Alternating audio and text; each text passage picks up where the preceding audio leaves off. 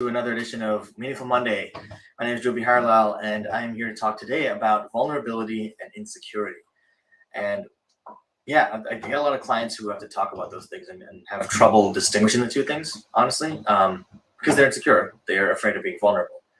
And there's a distinct difference between those two things, right? I mean, they're related, but they're very separate. And I think a lot of leaders, a lot of folks, especially newer leaders, younger folks, tend to have this insecurity around vulnerability, that they're afraid of being vulnerable because it makes them look weak. And that is just not the case. But let's take a step back and talk about insecurity first. Insecurity, as I've said in other videos, it's probably one of the biggest killers of leadership, effective leadership out there. Insecurity, it manifests in so many different ways.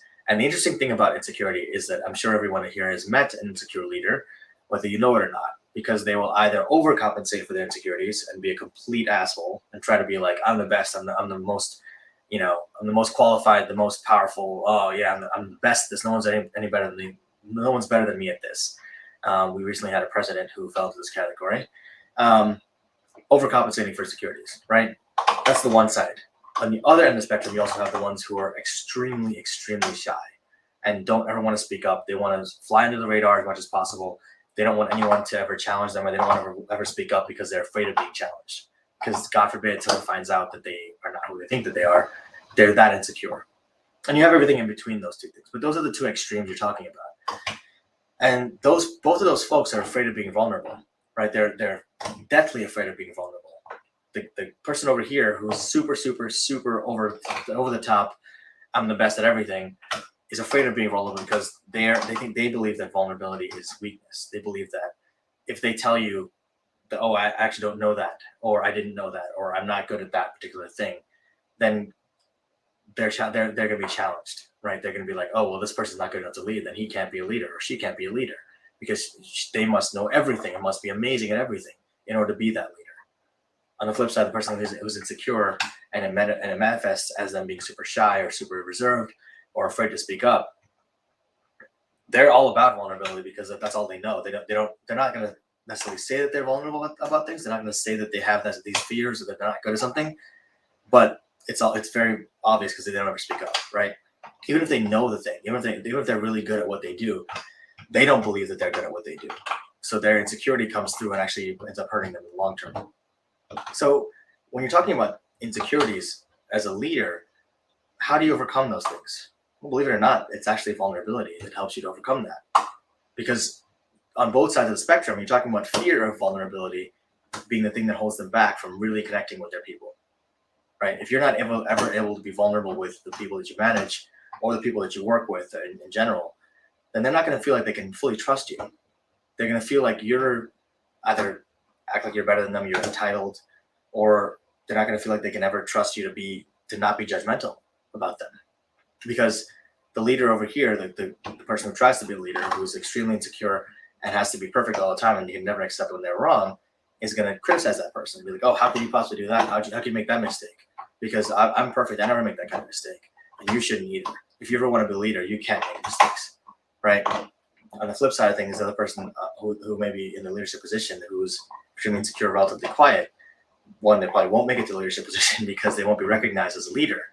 But if they ever do get the leadership positions because they demonstrate excellence in what they do, they're afraid of being vulnerable because they're afraid people are going to start questioning them more, and they're going to look at them and say, "Well, that person, why are you a leader if you're so vulnerable about things?" But for those of you who are familiar with Brene Brown, she does some amazing work around vulnerability, and her books "Dare to Lead" and "Daring Greatly" are phenomenal.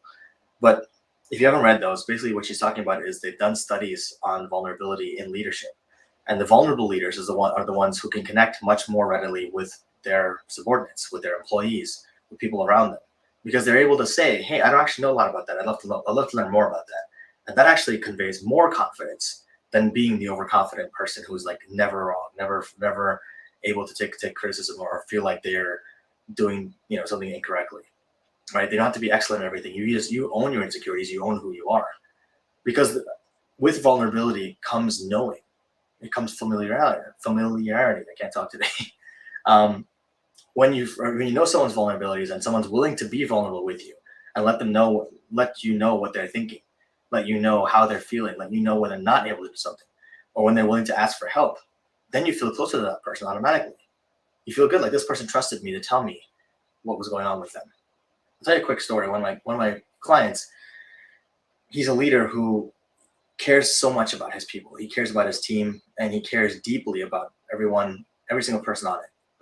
And in his mind, he had to be the leader. He had to take on everything onto himself. And he never took the time to be vulnerable with his teammates. He also never took the time to be vulnerable with his wife. He thought he had to take everything on for himself.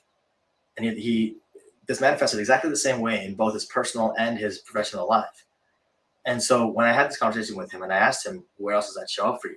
How are things with your wife in terms of like, do you guys, when she shares stuff with you, you want to help her, right? And he's like, yeah, absolutely, of course. I'm like, well, what if you found out that she was dealing with stuff and didn't tell you about it? And it was really stressing her out and really, really getting her down.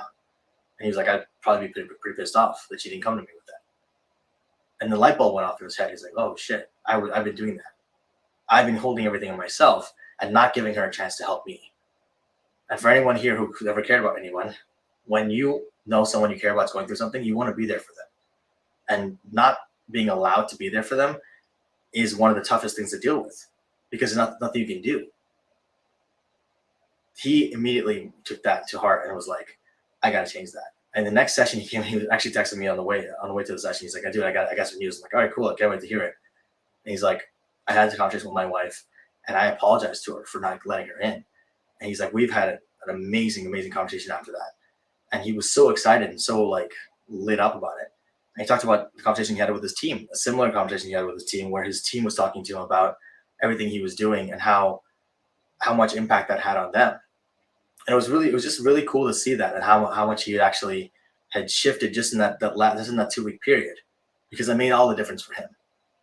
And so I'll tell you, everyone out there, as you're listening to this, insecurity is a killer of leadership. Vulnerability actually helps to build rapport and build leadership. When you really can take ownership of the things, of your faults, of the things that you're not good at, the things that you don't know, instead of faking it till you make it, just be honest and be vulnerable about it to people you care about. Not everybody, obviously, not everyone deserves your vulnerability, to be honest. But for people that you care about, people that are in your circle, that you expect to trust you with their vulnerabilities, you got to do the same thing the other way around. And if there's people that you want to get close to, people that you want to build a connection with, showing some vulnerability is going to open the door for them to do the same thing for you. If you don't, you can't expect anything in return. So understand that vulnerability is a two-way street. And it's really the secret to getting that strong rapport with your employees, with your teammates, even with your higher ups, and with people you care about in general. So when next time you think about insecurity, let that go. Do everything you can to let your insecurities go. Identify who you are, identify what you're good at, identify what you're not so great at, and really take the time to understand, like, do I need to be good at everything? You probably don't. Do I need to be good at these few things here? Probably. Now, am I good at those things? Maybe I'm good maybe I'm good at 4 out of 5 of them. And in that case, that 5th one you got to work on and get to that point where you're able to have that kind of strength, that kind of competency to do your job properly. If you're not, then you got some more work to do. But take that time to do that self-reflection and be honest with yourself, at least first. Own your strengths, own your weaknesses. And then you can really step into your own leadership, step into your own ability to do what you want to do, and then move forward in the world. Until you do that, you're gonna be limited by your own insecurities, frankly, right? You're gonna be limited by what you believe you're able to do and what you let yourself do. So next time you're thinking about how to connect with your teammates, how to actually let them know that they can confide in you, let them know that they can ask you for advice or ask you what's going on. Understand vulnerability is a two-way street. And if you're having trouble connecting with them, that could be a way to do it. Thanks so much, guys, for tuning in today. I appreciate it. Hope you guys had an amazing weekend. Hope you can have an even more amazing week ahead of you. And tune in on Thursday. We're going to be talking again with Nikki, I believe. And it will be a good conversation. So thanks so much, guys. Take care, stay safe, and have an amazing week. If you like this video, hit the subscribe button, hit the like button, comment below. Let me know what you're thinking about. Who are some leaders in your life that you want to emulate? Some leaders, maybe some leaders who are insecure in your life that you may have dealt with. And how'd you deal with it? All right. Talk to you soon, guys. Take care. Thanks, Josh, again, for always tuning in.